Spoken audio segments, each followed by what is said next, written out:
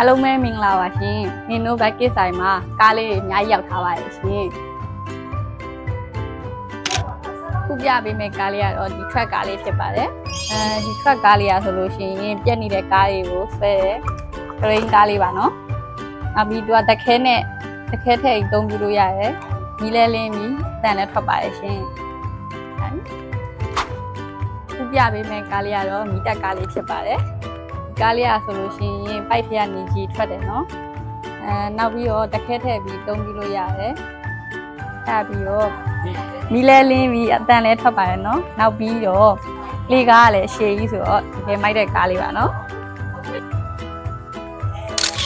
နောက်တစ်ခုကတော့တစ်တင်တဲ့ကားလေးပါနော်တစ်လုံးတွေလည်းပါပြီးတစ်လုံးတွေကိုဆွဲမှားတဲ့ကရိန်းလေးလည်းပါတယ်နော်နောက်ပြီးသူကလည်းတခဲထည့်ပြီးမှမီးလဲလင်းနဲ့အတန်လည်းထွက်ပါရဲ့ရှင်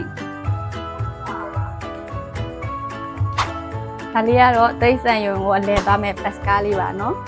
ပတ်စကားလေးอ่ะဆိုလို့ရှိရင်နှစ်စီးပါတယ်နောက်ပြီးတော့တခဲထည့်ပြီးသုံးလို့ရတယ်အတန်တွေကလည်းမျိုးစုံပါပါတယ်နော်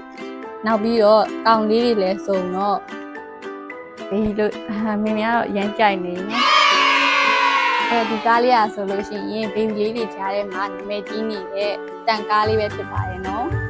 ဒီကားလေးကဝယ်မှုနဲ့လည်းစတန်တွေပြလို့ရလို့ငောင်းလို့လည်းရပါတယ်နော်ဒီကားလေးမှာဆိုလို့ရှိရင်အနီးနဲ့အစိမ့်ဆိုပြီးမှအယောင်2မျိုးလာပါတယ်